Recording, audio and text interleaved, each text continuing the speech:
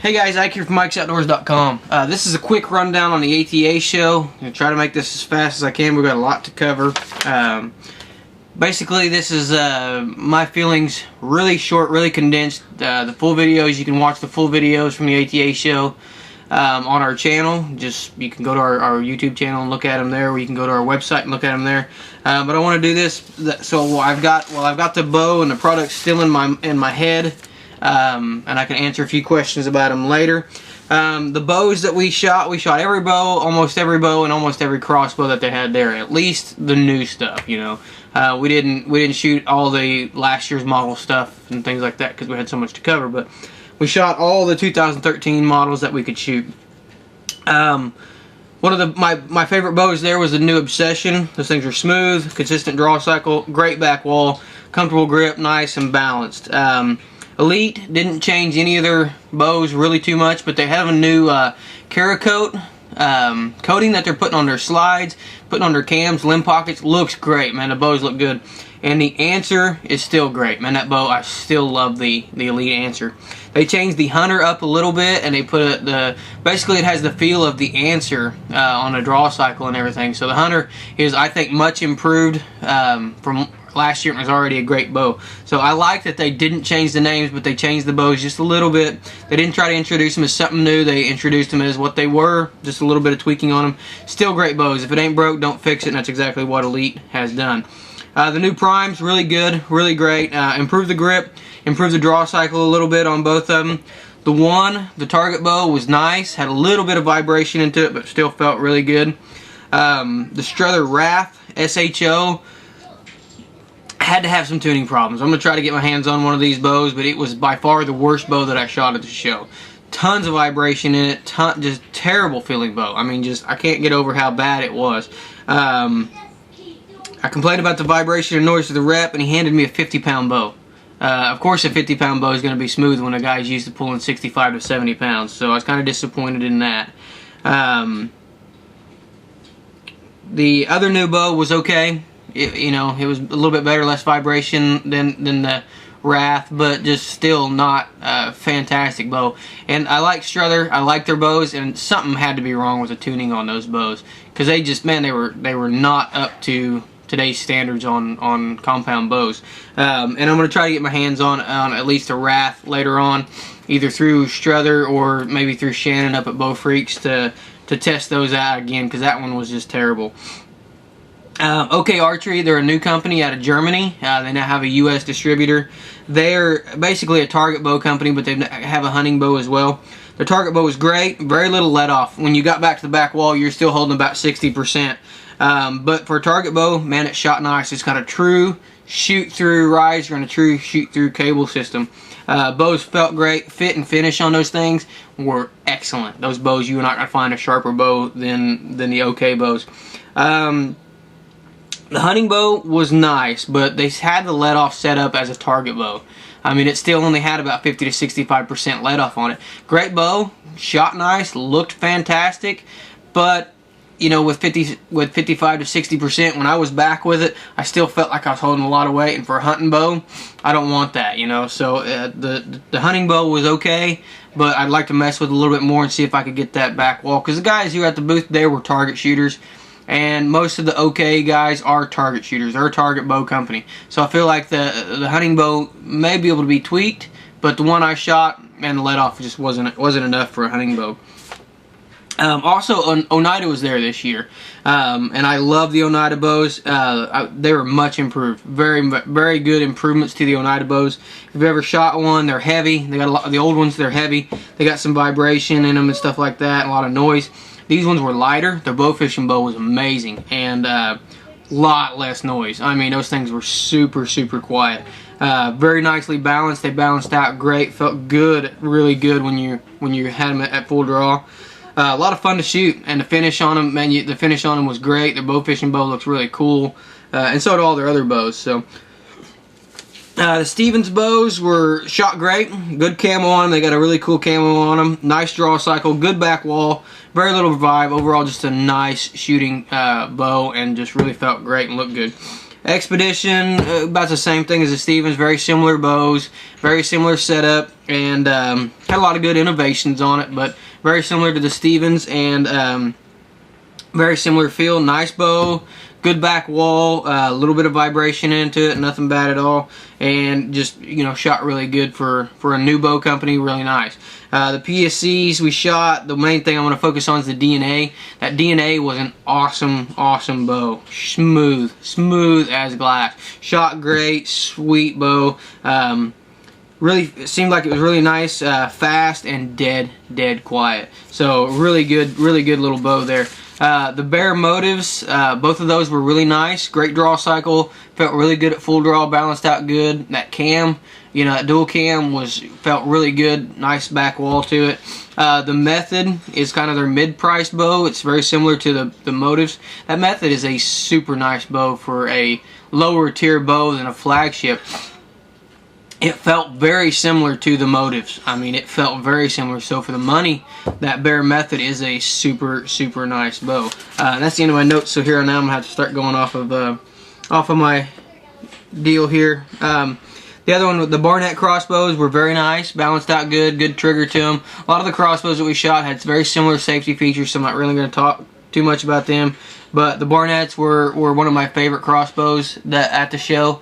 Really balanced out great, shot really good. Bear, we've already covered them. Bowtech. The Bowtech reveal, we've already put that video out, and you guys have seen it. The reveal was pretty cheesy. I mean, the motorcycle and all that stuff was pretty cheesy.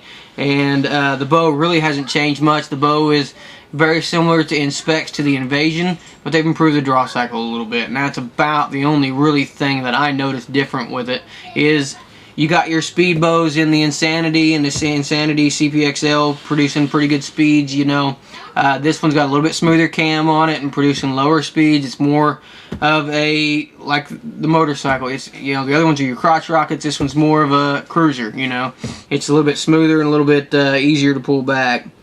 Let's see what's next here. Darton. We didn't shoot the Darton bows because we didn't have time. They didn't change them up. It's still the DS 3800 and those, but we shot the crossbows. Crossbows were very nice, very quiet, a little bit front heavy like most of the traditional crossbows, but overall shot really good. Good trigger on them, good safety features like most of them, and shot really nice, really quiet, vibration free. Excalibur. So the Excaliburs were pretty good crossbows. Really loud. I don't know if we even did any video at the Excaliburs. Really loud. Just, man, they sounded like somebody shooting. When I first heard one go off, I thought someone had missed a target and shot the back wall. So Excaliburs were really loud. The new G5 Quest bows, we didn't shoot very many of them because there really wasn't a whole lot of change to them. But the new G5 Quest bows, or G5 bows, I'm sorry, we already talked about the Quest bows, were nice. They were super nice.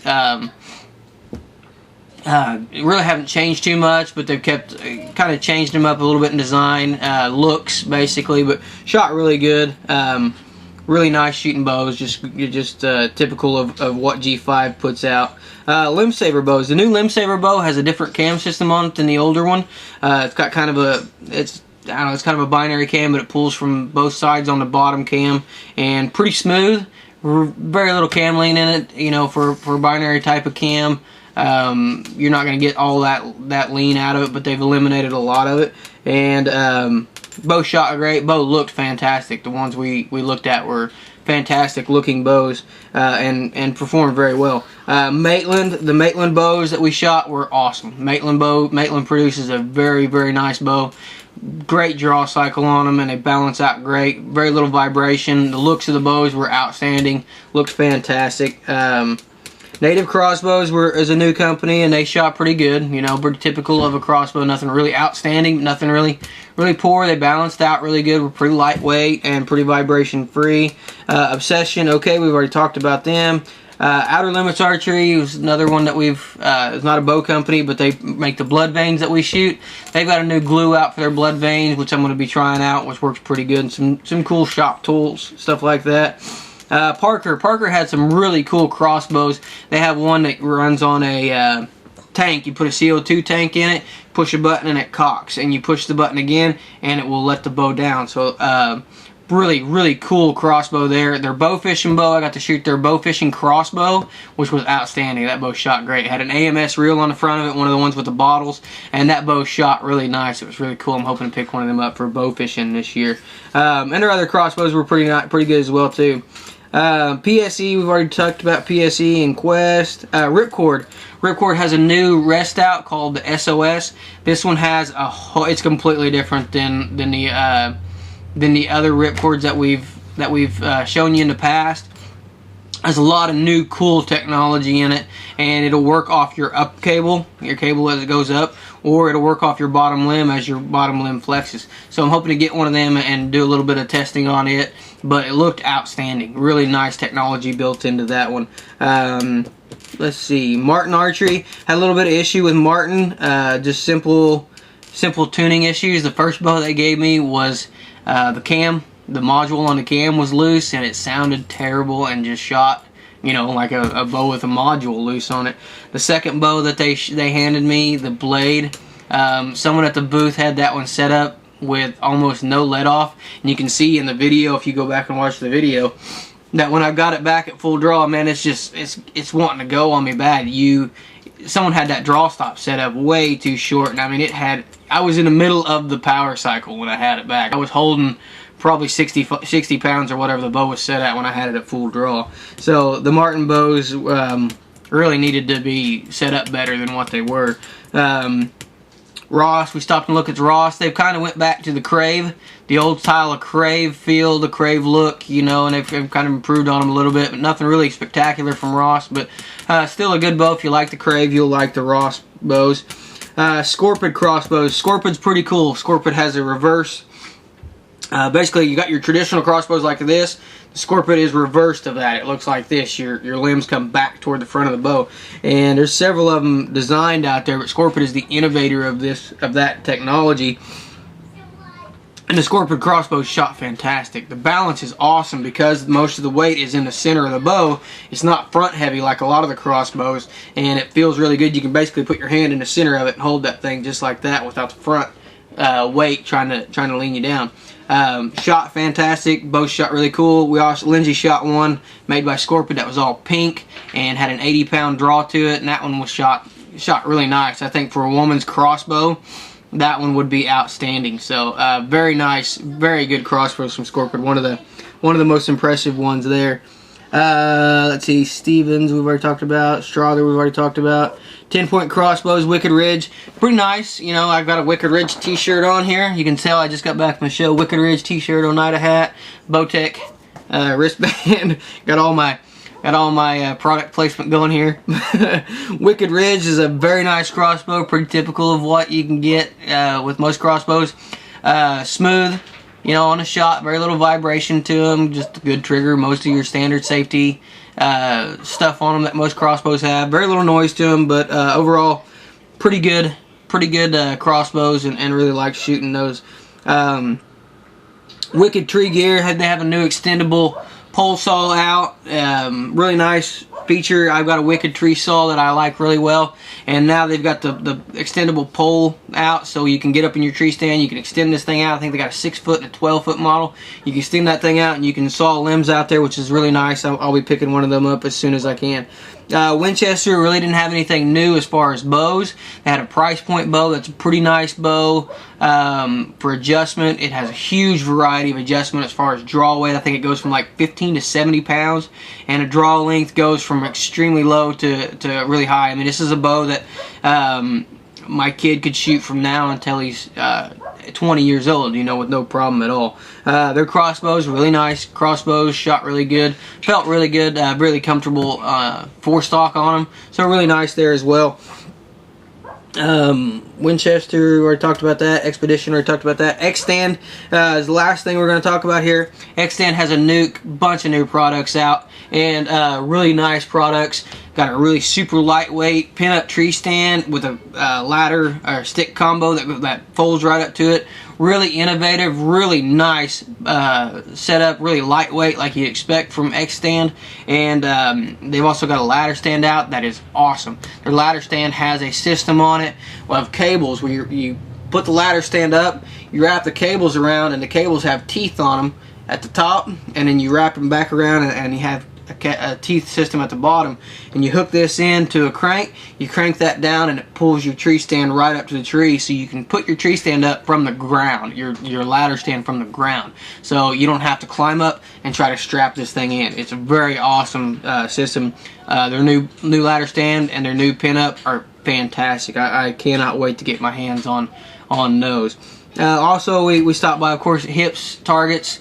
They got a couple new targets out. They got a zombie target for kids with a bear and stuff like that, which is really cool. They've also got a little target that we'll be testing out later this year. It's called a 12-pack. It's 12 by 12, made out of their ethafoam, and got some target faces on it, so stuff like that. Just a cool little target you can take and kick out there and do some shooting into it. So a lot of really cool products out there, a lot of really cool stuff that we got to test, and this is just a basic, real quick rundown of it. It took me 15 minutes to discuss it, and I could go on for an hour. So really cool products out there. That covers about what I can remember right now. You know, it's pretty much a whirlwind, but I want to get this on video now, so when you guys ask me 6 months from now, I can remember, and I can just basically link this video to you and say, hey, check this video out, and that'll answer your questions. So appreciate you guys watching. If you haven't watched the ATA videos, go back and watch those videos, and they'll give you a little bit more detail